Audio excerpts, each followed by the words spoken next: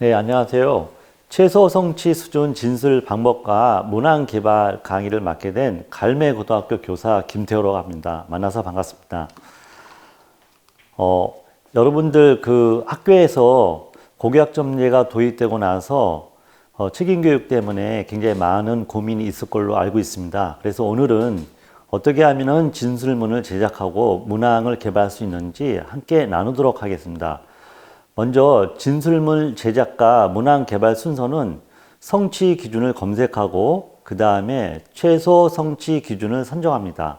그리고 마지막으로 문항을 개발하면 되겠습니다. 먼저 학생평가 지원 포털을 이용하시면은 여러분 과목에 맞는 최소 성취 수준을 검색할 수 있습니다. 지금 화면에 보이는 것이 학생평가 지원 포털인데요.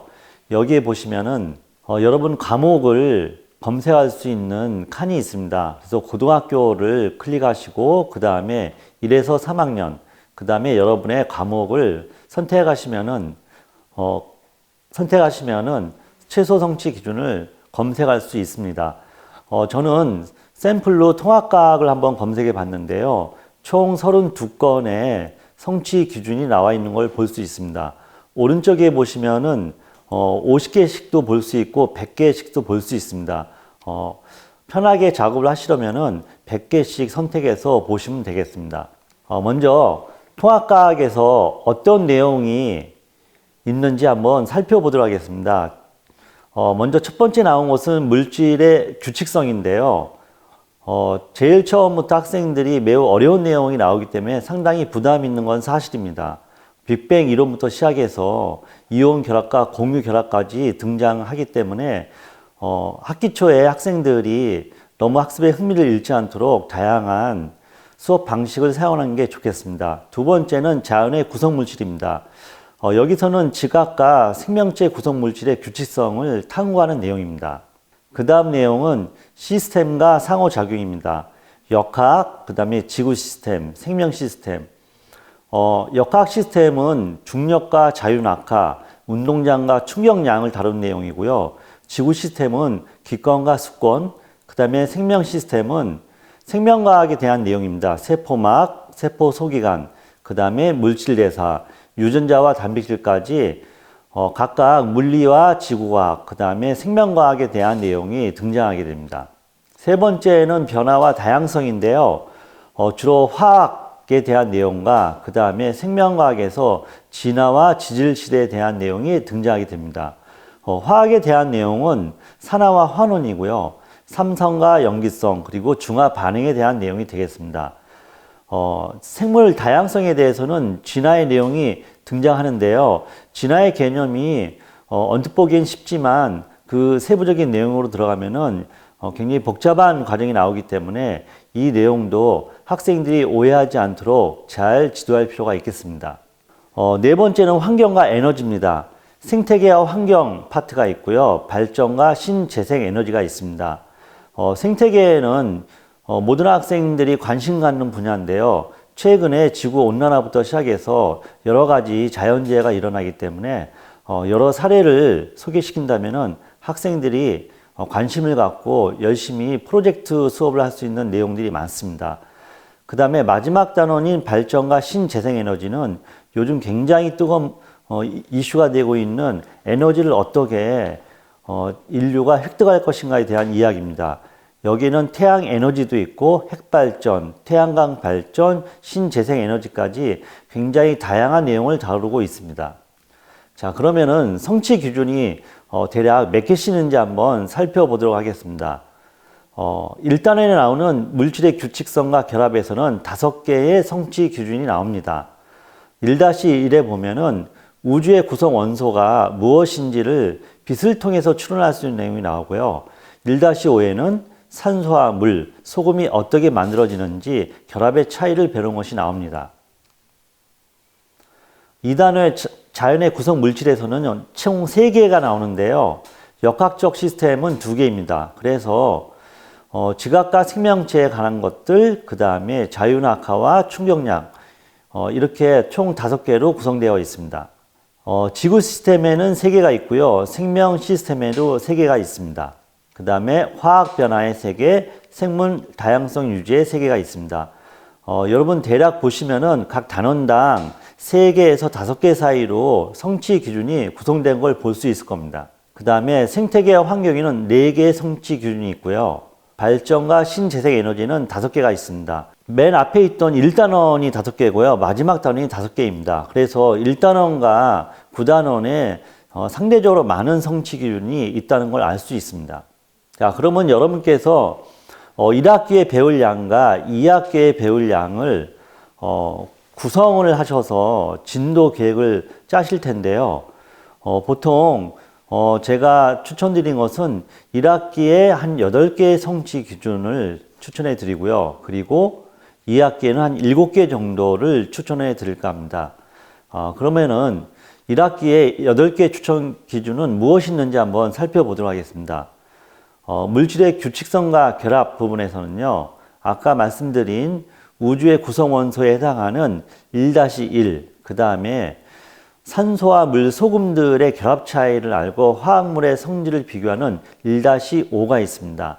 그 다음에 2단원 자연 구성 물질에서는 2-2에 생물의 기본적인 단위체에 대한 핵산과 단백질의 단위체에 대한 성취 기준이 있고요.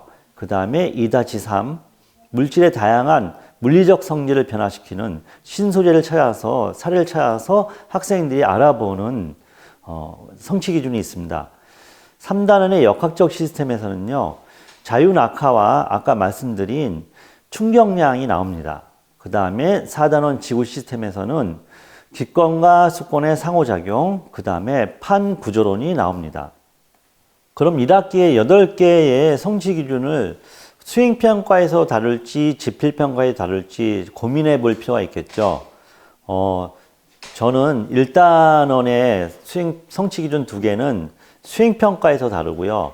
2단원의 성취 기준 2개는 지필평가에서 다뤄볼까 합니다.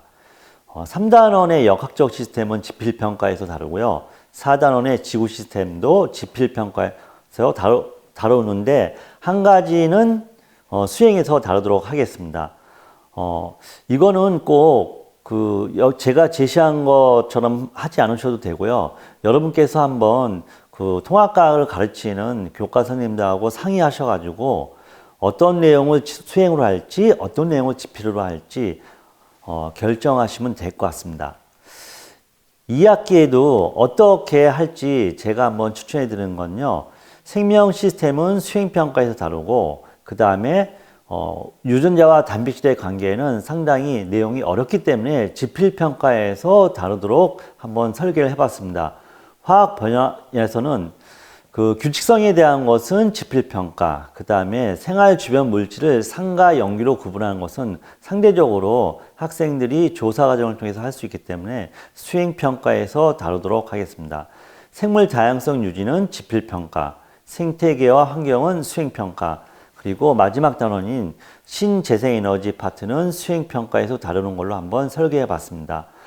이처럼 여러분께서 성취 기준을 몇 개를 선택할 것인지도 교과 협의를 통해서 한번 잘 협의해 볼 필요가 있겠습니다. 학교의 교육 여건과 그 다음에 학생의 수준에 따라서 성취 기준을 더 많이 선택할 수도 있고요. 좀 더 줄일 수도 있을 것 같습니다. 그러면은 성취 수준 진술문을 어떻게 해야 하는지 한번 살펴보도록 하겠습니다. 화면에 보시면은 1-1의 내용이 있고요. 제가 이제 아까 수행으로 한다고 했기 때문에 빨간색으로 수행이라고 표시하는데, 여기에 진술문이 우주 전체에 가장 많은 원소가 수소와 헬륨임을 말할 수 있다. 이렇게 되어 있습니다. 이것은 2015 개정 교육과정에서 정한 진술문인데요. 평가 기준 중에서 상중 하 중에서 하에 해당하는 것입니다.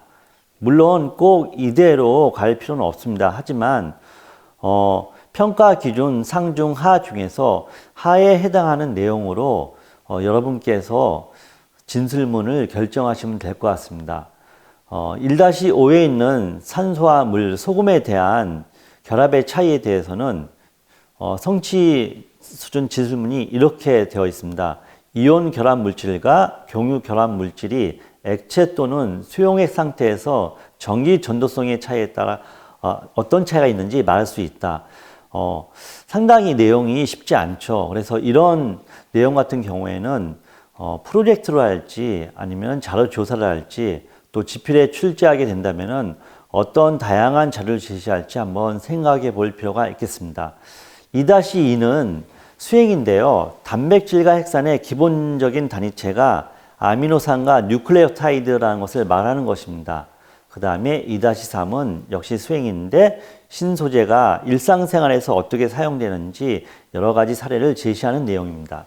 그 다음에 3-1은 역시 수행인데요. 중력이 작용할 때 나타나는 운동 사례입니다. 이것은 여러 가지 다양한 사례를 갖다가 실제 실험이라던가 아니면 학생들이 활동을 통해서 이해할 수 있기 때문에 수행으로 한번 선택해 봤고요. 3-2의 충격량과 운동량은 약간의 계산과 이론적인 이해가 필요합니다. 그래서 지필평가에 진술문을 기입해서 평가하는 걸로 설계해 봤습니다. 4-2는 기권과 수권의 상호작용인데요. 생각보다 학생들이 기권과 수권의 상호작용의 예를 어렵게 이해할 수 있습니다. 그래서 다양한 활동이나 아니면은 모듬에서 협력 활동을 통해서 이해할 수 있도록 수행으로 한번 설계해 봤습니다. 판 구조로는 굉장히 다양한 이론이 등장하게 되는데요. 지구의 구조도 이해해야 하고 또 어떻게 판이 이동하는지 물리적인 성질, 그 다음에 화학적인 성질도 이해해야 하기 때문에 지진대와 화산대 분포를 판의 경계와 관련지어서 설명하는 수준으로 진술문을 한번 만들어 봤습니다. 마찬가지로 2학기 때에도 5-1의 수행에서는 생명 시스템의 기본 단위인 세포에 대해서 설명을 해놨고요. 6-3의 수행에서는 생활 주변에서 산과 연기가 어떤 물질이 있는지 진술문을 만들어 봤습니다. 진술문을 먼저 정하는 게 왜 중요하냐면요. 최소 성취 수준 진술문이 정해져 있지 않으면은 선생님들께서 수업 시간에 어떠한 내용을 강조하고 또 어떠한 내용에서 학생들이 어려워하는지를 계속해서 피드백하면서 수업을 설계를 하는데 도움이 되기 때문입니다. 만약에 진술문을 먼저 만들어 놓지 않는다면은 나중에 뒤늦게 학생들이 어떤 부분에 어려워하는지를 발견하기 때문에 그때 된다면은 미수를 예방할 수 있는 시간이 굉장히 줄어들게 됩니다. 그래서 최소 성취 수준 진술문을 미리 산정하는 것이 굉장히 중요하다고 말씀드릴 수 있겠습니다. 그러면은 수행을 통해서 어떻게 진술문을 갖다가 적용할 수 있는지 한번 사례를 살펴보도록 하겠습니다. 제가 구한 영상은요, YTN 사이언스에서 궁금한 이야기라는 이야기가 있는데요.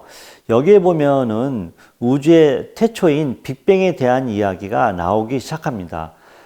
사실 빅뱅의 시작과 그 다음에 어떻게 수소와 헬륨이 생기는지 이 과정을 이해하는 것은 쉽지 않습니다. 그래서 제가 영상을 통해서 학생들이 자연스럽게 여러 번 반복을 통해서 이해할 수 있도록 한번 설계를 해봤습니다.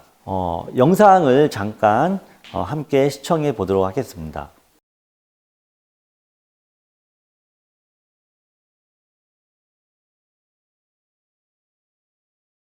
자, 영상을 보시면은 여러 가지 선생님들이 질문을 만들 수 있는데요. 제가 질문을 상중하 정도로 한번 만드는 예시를 한번 보여드리겠습니다. 영상에 나온 내용은요. 첫 번째가 물질은 없고 에너지만 있는 상태, 팽창이 억제된 상태라는 그 이야기가 나옵니다. 두 번째는 중력과 전자기력이 분리되기 하는 시작이 10의 마이너스 35승으로 나옵니다. 이때부터 우주가 팽창하기 시작하는 것이죠. 세 번째는 쿼크와 렙톤이 뭉치는 시점, 최초로 수소가 탄생하는 이야기가 나옵니다. 네 번째는 다양한 입자 사이를 오가는 에너지가 어떻게 탈출해서 최초의 빛이 되고 또 이것이 우주 배경 복사로 지구에서도 관측 가능한지 이야기가 나옵니다. 다섯 번째는 중력 때문에 수소와 헬륨이 모이면서 핵융합이 시작되고 또 구름 모양의 성운을 만드는 1세대 별 한성의 탄생을 이야기하게 됩니다. 여섯 번째는 핵융합 재료가 부족하면은 어떻게 항성이 식으면서 백색 외성이나 적색 거성, 그 다음에 초신성, 중성자별, 블랙홀이 되는지 이야기가 나옵니다. 상당히 짧은 영상이지만 복잡하고 어려운 내용이 나오죠. 그렇기 때문에 이 영상을 활용할 때 선생님들께서 질문의 난이도 상중하를 고려하실 필요가 있습니다. 첫 번째 빨간색으로 된 것은 비교적 난이도가 낮은 하에 해당하는 질문입니다. 우주에서 가장 많은 원소가 무엇이며 어떻게 생겨났는지 설명하시오. 여기에 대한 질문은 당연히 수소와 헬륨, 그리고 그 이유는 쿼크와 렙톤이 뭉치면서 생겼다입니다. 학생들이 이 질문을 찾기까지 어려울 수 있기 때문에 이 영상을 공유하고 그리고 여러 번 반복해서 보면서 이 질문에 대한 답을 찾을 수 있을 거로 생각이 됩니다. 두 번째 파란색 질문은 최초의 빛이 어떻게 나왔는지 설명하고 또 지구에서 관찰한 결과에 대해서 설명을 한 것입니다. 여러 입자 사이를 오가는 에너지가 탈출하면서 최초의 빛이 생기는 거거든요. 그리고 그 빛이 우주 배경 복사로 관찰할 수 있습니다. 난이도가 중 정도에 해당하는 질문이고요. 이 정도 내용을 이해하려면은 수업 시간에도 굉장히 많은 교사의 설명을 이해하고 또 학생 스스로도 교과서를 여러 번 읽어야 가능한 내용입니다. 자, 세 번째 질문을 볼까요? 항성은 오랜 시간이 지나면서 서서히 식게 된다. 항성의 체온은 어떤 모습으로 변하는지 설명해 보시오입니다. 항성이 더 이상 융합을 못하게 되면은 별의 최후를 맞이하게 되는데요. 이때는 항성과 태양의 질량 비에 따라서 최후의 모습이 달라집니다. 백색 외성, 적색 거성, 초신성, 중성자별, 블랙홀 등으로 항성의 최후 모습이 달라질 수 있습니다. 상당히 난이도가 높은 질문이죠. 이 경우에는 교사에게 물어볼 수도 있고 그 다음에 학생이 여러 가지 인터넷 자료나 아니면 교과서에 나온 심화 내용을 스스로 탐구해야 합니다. 그래서 하나의 영상에서도 질문의 난이도를 상, 중, 하로 선생님들께서 추출하시고 이 영상을 이용해서 수행평가할 때 최소 성취 수준에 해당하는 질문도 있지만 중간, 그 다음에 또 난이도가 높은 질문 이렇게 세 가지 정도로 분류를 해서 수행평가를 운영하신다면은 꼭 성취 기준을 이수하기 위한 예방 지도로서 너무 쉬운 수행평가를 한다는 부담을 벗어날 수 있을 것으로 생각됩니다. 이거는 제임스 웹 우주 만환경의 해상도에 대한 이야기인데요. 최근에 올려진 우주 만환경이죠. 굉장히 호기심을 유발할 주제를 갖고 있습니다.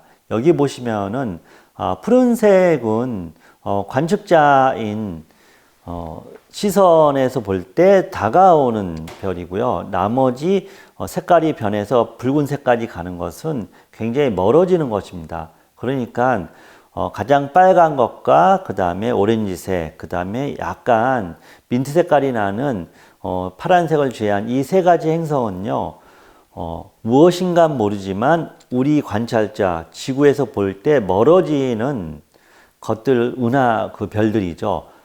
멀어진다는 얘기는 누군가는 당긴다는 얘기거든요. 그래서 여기에서 그 블랙홀이 아주 이 세 개의 은하를 당기고 있다. 이렇게 생각하시면 될 것 같습니다. 이게 최근에 해상도가 높아진 제임스 웹 우주 만환경이 관측하였기 때문에 이런 사실을 알 수 있는 거거든요. 그러니까 이런 호기심을 유발할 주제를 제안한다면은 이것은 그 통합과학에 대한 이해도가 낮은 학생이나 중간 학생이나 높은 학생이나 모두 다 관심을 갖고 해결할 수 있는 주제라고 생각합니다. 그 다음에 지필에서 어떻게 최소 성취 수준에 해당하는 내용을 적용할 수 있는지 한번 살펴보도록 하겠습니다. 여러분이 여기 보시면은 지필평가에 그 F는 MA부터 시작해서 델타 T와 델타 P 그리고 F 델타 T 그 다음에 델타 P까지 해서 충격을 가할 때 가해지는 힘과 그 다음에 시간의 변화 이것이 운동량과 동일하다는 거를 예시를 들 수 있습니다. 그래서 보기에 총 기억, 니은, 디귿 3개가 나오고요. 기억은 충격량과 운동량의 변화량이 같다. 그 다음에 니은, 충돌 시간이 길어지면은 가해지는 힘의 크기가 줄어든다. 그 다음에 디귿, 자동차의 에어백이나 범퍼는 충돌 시간을 길게 만드는 안전장치이다. 이 3가지가 전부 다 정답입니다. 이러한 내용들은 이미 수업 시간과 그 다음에 또 여러 가지 활동을 통해서 익히 학생들이 이해한 내용입니다. 그래서 이 문제를 출제하게 될 때는 난이도가 하에 해당하겠고요. 그리고 최소 성취 기준에 맞춰서 학생들이 정답을 맞출 수 있게 하시면 될 것 같습니다. 그 다음에 그림 자료를 이용한 수행평가인데요. 여기 보시면은 이 그림에 1차 구조, 2차 구조, 3차 구조가 나와 있고요. 아미노산이 서로 결합하면서 펩타이드 결합을 하는 모습을 보여줄 수 있습니다. 그리고 2차 구조에서는 알파 나선 구조와 베타 병풍 구조가 나와 있고요. 3차 구조에서는 이 3차 구조가 여러 개가 입체적인 모양을 하고 있는 4차 구조를 볼 수 있습니다. 자, 그러면은 이 그림이 굉장히 다양하고 복잡하기 때문에 아까와 마찬가지로 3가지 질문을 한번 만들어 보겠습니다. 빨간색 질문은 난이도 하에 해당하는 질문이고요. 파란색 질문은 난이도 중, 그 다음에 오렌지색, 주황색 질문은 난이도 상에 해당하는 문제입니다. 먼저 구슬처럼 생긴 아미노산이 펩타이드 결합을 하고 있죠. 그렇다면은 1차 구조는 여러 가지 아미노산이 펩타이드 결합을 하고 있는 것입니다. 여기에 해당하는 질문은 빨간색으로요. 단백질 1차 구조는 어떻게 결합하고 있는지 설명하세요 라고 물어볼 수 있겠습니다. 그러면 학생들은 아주 쉽게 1차 구조가 여러 가지 아미노산들이 펩타이드 결합을 하고 있다라고 진술할 수 있겠습니다. 두 번째 난이도 중에 해당하는 건데요. 단백질 2차 구조의 형태를 설명하는 겁니다. 2차 구조는 아까 얘기한 펩타이드 결합, 즉 폴리펩타이드가 나선 모양으로 꼬여 있거나 병풍 모양으로 종이를 접어놓은 모양으로 이렇게 휘어져 있죠. 그래서 2차 구조는 알파 나선 구조와 베타 병풍 구조다라고 진술하면 될 것 같고요. 난이도가 높은 단백질 3차 구조에 대한 질문은 이온 결합, 물 분자와 결합하지 않은 소수성 결합, 그 다음에 수소 결합, 이황화 결합 등 상당히 복잡한 내용이 나옵니다. 이걸 이해해야지만이 3차원의 입체 구조 모양을 설명할 수 있습니다. 그래서 난이도가 높은 질문으로 물어볼 수 있겠습니다. 이거는 뉴클레오타이드에 대한 건데요. 이것도 역시 난이도가 낮은 핵산의 단위체를 물어보는 것, 그 다음에 DNA 구조를 물어보는 것, 상모적 염기성을 물어보는 것으로 질문을 나눠볼 수 있겠습니다. DNA 사슬 한쪽은 여러 개의 단위체가 위아래로 결합해 있는데 이 단위체는 무엇일까요? 인상, 단, 그 다음에 염기를 가진 뉴클레오타이드 단위체죠. 이렇게 진술을 하게 되면은 최소 성취 수준 하에 해당하는 것들을 학생들이 충분히 이해할 수 있을 것입니다. 마찬가지로 DNA 골격의 구조와 형태, 그 다음에 DNA의 상부적 염기성에 대해서 설명한 것으로 난이도를 질문을 조절하시면 될 것 같습니다. 호기심을 유발하는 주제로요. 퓨린 고리와 피리미딘의 비율에 대해서 자료를 제시할 필요도 있습니다. 학생들이 여기 보시는 것처럼 상당히 복잡한 화학식이 나오면 무서워하는데요. 이런 것들이 익숙하지 않기 때문이죠. 그래서 여러 가지 이런 물질이 나오게 된 유래를 설명한다면 좀 더 이해가 쉬울 것 같습니다. 퓨린은 벌집처럼 생긴 구조가 2개가 붙은 건데 순수한 오줌, 퓨린 유린에서 추출했기 때문에 퓨린이라는 이름이 붙은 거죠.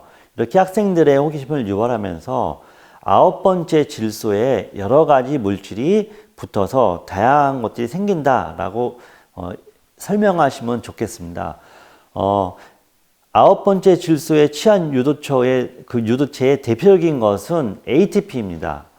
ATP는 우리 생명을 여러 가지 물질 대사나 아니면 화학 반응을 유도하는 데 사용되는 에너지죠. 그래서 ATP가 퓨린의 유도체라는 걸 설명하면 학생들이 이해가 쉬울 것 같고요. 그 다음에 DNA 연기를 살펴보다 보면은 퓨린과 피리미딘이 거의 동일한 양으로 나타나는 걸 볼 수 있습니다. 이것은 퓨린이 자가 억제 기능이 있기 때문에 그렇습니다. 자가 억제 기능은요, 퓨린이 스스로 생성하는 효소를 저해하기 때문입니다. 그러니까 어느 정도 퓨린이 만들어지면은 더 이상 만들어지지 않는 것이죠. 또 반대로 피리미딘을 활성화시키는 효소로도 작용을 합니다. 그래서 퓨린은 굉장히 재밌게도 자기 스스로를 갖다가 더 이상 만들어지지 않게 하는 효소 역할도 하면서 동시에 피리미딘 생성 효소를 활성화하는 역할도 하게 됩니다. 자, 그 다음에 협력 활동을 통해서 하는 수행을 한번 살펴보도록 하겠습니다. 협력 활동을 할 때 가장 중요한 것은 적절한 역할을 분담하는 것이죠. 학생들이 주사할 내용은 총 6가지 정도입니다. 반도체, 초전도체, 액정, 그 다음에 네오디움 자석, 탄소 나노튜브, 자연 모방 신소재 등이 있습니다. 조사하는 방법은요, 인터넷을 이용할 수도 있고요, 도서관에 가서 책을 찾아볼 수도 있습니다. 하지만 중요한 거는 인용과 출처를 밝히는 게 굉장히 중요합니다. 그리고 학생들이 발표할 때 슬라이드 PPT 만드는 거 굉장히 어려워합니다. 그래서 아주 간단한 기능이 있는 구글 슬라이드를 만드는 것을 추천해 드립니다. 학생들에 따라서는 그 여러 가지 PPT를 만드는 소프트웨어를 사용할 수도 있습니다. 미리 캔버스부터 시작해서 여러 가지 소프트웨어가 있는데요. 유료도 있고 무료도 있습니다. 그래서 이럴 때는 무료로 사용할 수 있는 소프트웨어를 추천해 주었으면 좋겠습니다. 역할 나눔은요, 자료를 어떻게 조사할지, 그 다음에 어떻게 발표물을 작성할지, 그 다음에 어떻게 발표할지에 대해서 역할을 나눠주면 좋겠고요. 화면에 보시는 것처럼 이렇게 그 간단한 인포그래픽으로 작성할 수도 있고요. 동영상으로 작성할 수 있고, 그 다음에 전지에다가 그림을 그려서 발표할 수도 있겠습니다. 학생들이 가장 어려워하는 것은 자료를 조사하는 겁니다. 그래서 구글링을 어떻게 하는지도 구체적으로 알려줄 필요가 있습니다. 학생들에 대해 그 역할을 나눠주는 이유는요, 내가 무엇을 할 것인가에 대한 두려움을 없애기 위해서입니다. 그래서 최소한 자발적으로 할 수 있는 능력을 갖춰주기 위해서 구글링과 인용하기를 알려줄 필요가 있는데요. 구글 사이트에서 한 가지 예시를 한번 들어보겠습니다. 탄소 나노 튜브를 검색하게 되면은 굉장히 여러 가지 내용이 뜨기 때문에 학생들이 무엇을 선택할지 어려울 수 있습니다. 간단한 팁을 알려드리면 탄소 나노 튜브, 그 다음에 더하기 원리, 이렇게 검색을 하게 되면은 여러 가지 내용이 걸러지게 됩니다. 그리고 내가 필요한 이미지를 찾고 싶으면 그 아래쪽 창에 있는 이미지를 클릭하고 여기 보면 3가지가 나옵니다. 클립아트, 선화, GIF. 클립아트는 아주 간단한 그 그림으로 되어 있는 거고요. 선화는 말 그대로 간략하게 흑백으로 된 선으로 나오는 겁니다. GIF는 움직이는 동영상이죠. 그래서 선화를 클릭하게 되면은 화면에 보시는 것처럼 학생들이 원하고자 하는 탄소 나노튜브의 구조가 나와 있는 그림이 나오게 됩니다. 이거를 활용할 수 있게 한다면은 학생들이 좀 더 자료를 만드는 데 도움이 될 것입니다. 그 다음에 학생들이 어떻게 해서 찾은 자료를 바꿔 쓰거나 요약하거나 인용하는 건데요. 위에 있는 노란색에 있는 것이 바로 구글에서 찾은 원 내용입니다. 탄소 나노튜브는 해서 소량 첨가하기도 한다고 굉장히 긴 내용이 나와 있죠. 이것을 아래에 있는 것처럼 한 3줄 정도나 2줄 정도로 줄일 수 있습니다. 학생이 이해한 만큼 내용을 줄이면 되는 건데요. 제가 학생이 줄인 사례를 갖고 나와서 한번 읽어보도록 하겠습니다. 탄소 나노튜브는 원기둥 모양의 나노 구조이다. 탄소 나노튜브는 여러 특이한 성질을 갖고 있다. 야구 방망이나 골프채 이런 데다가 탄소 나노튜브를 소량 첨가한다. 나노기술, 광학 및 재료공학 기술 등에 다양하게 쓰일 수 있다. 학생들이 이 정도만 요약 정리해서 써도 되거든요. 이런 내용들을 학생들이 잘 모르기 때문에 자료를 조사하고 정리하는데 굉장히 많이 부담을 느끼고 있습니다. 그렇다면은 이렇게 정리한 다음에 그냥 제출하게 되면은 이건 표준이 되기 때문에 내가 어떠한 내용을 인용했는지 출처를 밝힐 필요가 있겠죠. 그래서 출처를 밝히는 내용을 제가 빨간색으로 써놨습니다. 내용 제목, 그 다음에 사이트 이름, 사이트 주소, 검색 일자 이렇게 출처를 밝히게 되면은 학생들이 인용하기도 쉽고 그 다음에 다른 사람의 글을 내가 이해한 만큼 아주 짧게 줄이는 연습을 할 수 있습니다. 선생님들께서도 학생들에게 글쓰기의 부담을 줄여주려면은 어떻게 검색하고 바꿔 쓰고 요약하고 그 다음에 인용할 수 있는지 이 방법을 알려주는 게 좋다라고 생각합니다. 사례 5번째인데요. 애니메이션을 보면서 수행하는 것입니다. 제가 일본 애니메이션인 일하는 세포의 일부를 한번 갖고 와 봤습니다. 한번 함께 시청해 보시고 또 나누도록 하겠습니다. 애니메이션을 시청해 보도록 하겠습니다.